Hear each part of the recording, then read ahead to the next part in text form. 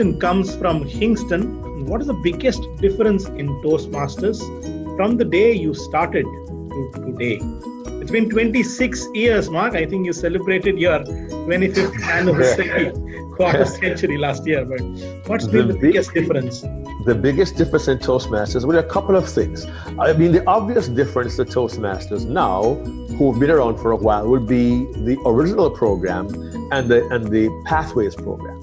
I don't need to address that. I want to get a little bit deeper.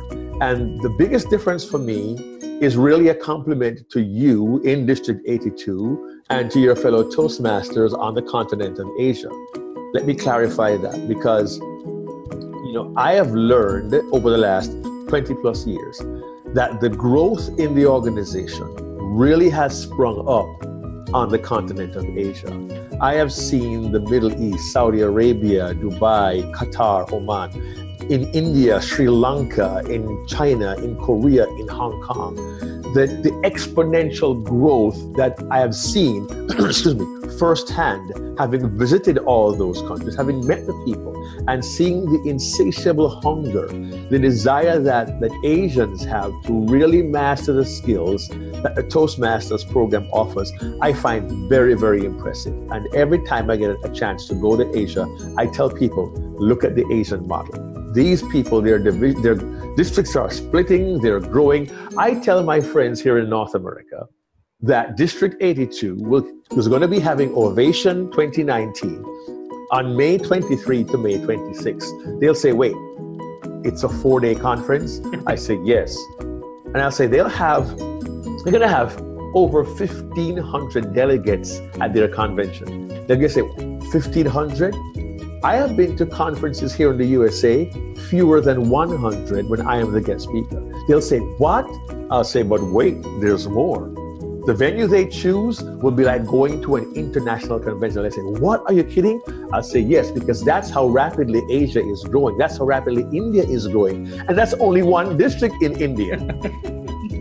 So the growth for me is the hunger that I see for individuals, particularly in Asia, to learn and grow through the program, to master the skills that Toastmasters offers, and let the world know that it's not just about what happens in North America. And I'll tell them, look, if you think about it and you track back over the last several years, in 2018, we had the first female winner in 10 years, but you go back to the previous 4 years.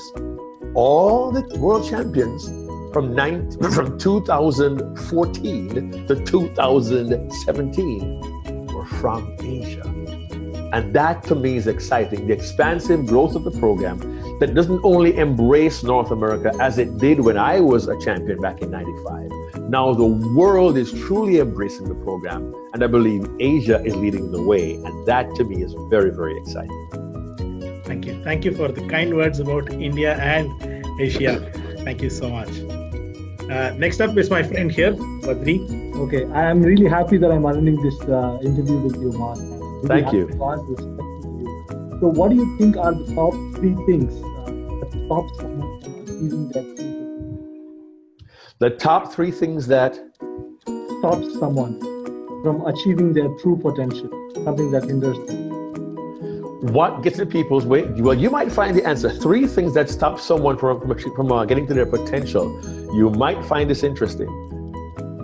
Perhaps to me, the greatest one could argue, is our own limitations.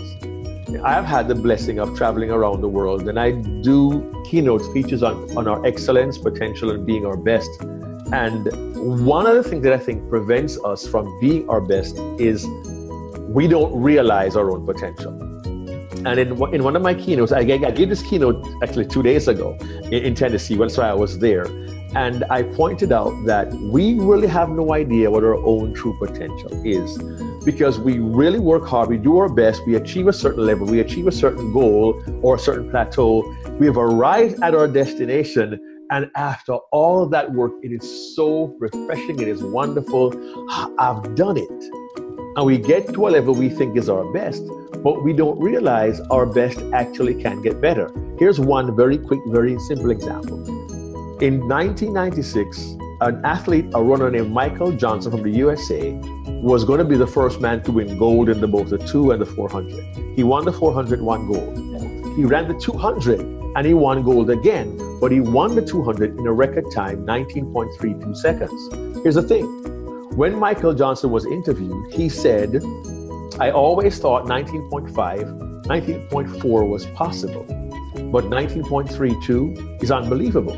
And he said, I am rarely shocked by my own performance, but I am shocked. And what he confessed to us was that he did not know that he could achieve that which he already had. And the lesson for me is, I do not know what I can achieve. I may exceed my own goal and not know I could do it. So what we have to do is not limit ourselves and think, wow, I finally arrived. No. I must ask myself, what else can I do? I got to the 94 world champion. I didn't win. Okay, that was fun.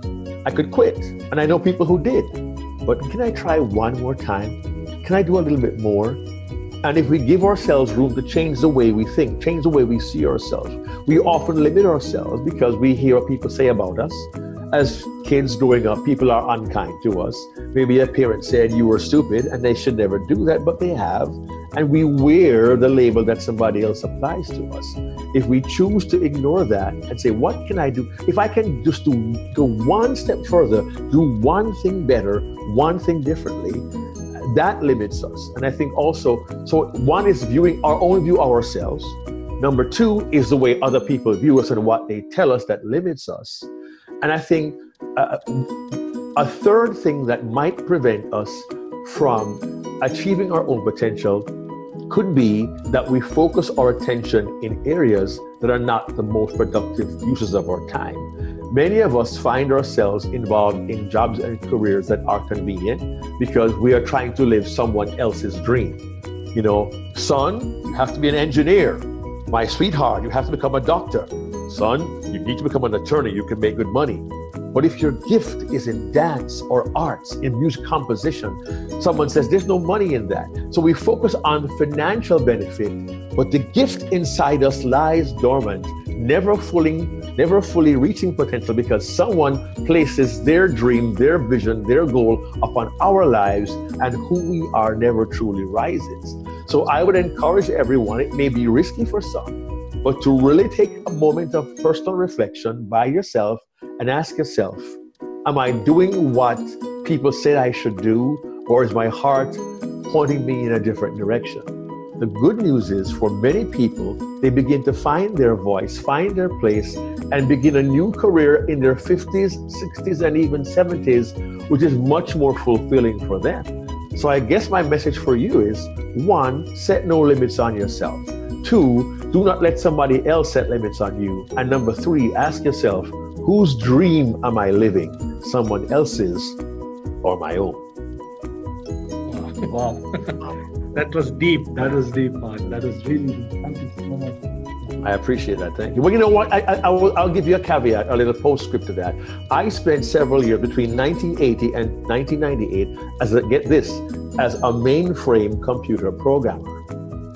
But the gift I had in me had been there. And one Toastmaster friend, I'll not forget this, 1996, David O'Neill from New York City told me to look back over your life. You may find you were born for this. And when he had me do that, I began to reflect on my life. And I saw myself 8, 9 years old, reciting poetry at church as a child with no fear. I was 11 years old doing a reading for the entire school, no fear. I was elected as the head boy of my school. I had to give votes of thanks, no notes, on the fly, extemporaneous, no fear. I was a soccer coach, football coach. I was giving a team talk, no fear, and people were being moved by my words. And I went back to my high school yearbook, my high school annual, and my classmates wrote, always seen in the center of a crowd, relating one of his experiences.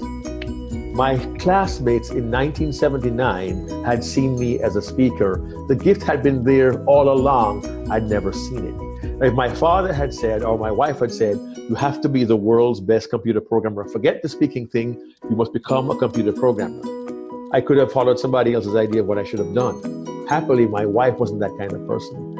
As those who've met my wife know, she's my biggest fan and supporter, and I'm not the same without her. And that gift that was there, I was able through Toastmasters to nurture it And I had no clue I'd be a world champion, but now I get the blessing of traveling worldwide, encouraging, uplifting, and blessing people with the gift I have.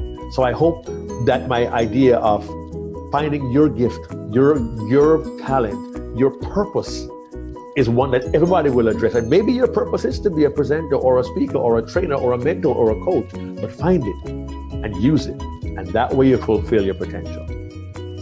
Thank you. Wow. Thank you. Usually in the interviews, we reach towards the end and I find myself tongue-tied. I don't know how to respond. But today I've already reached that spot.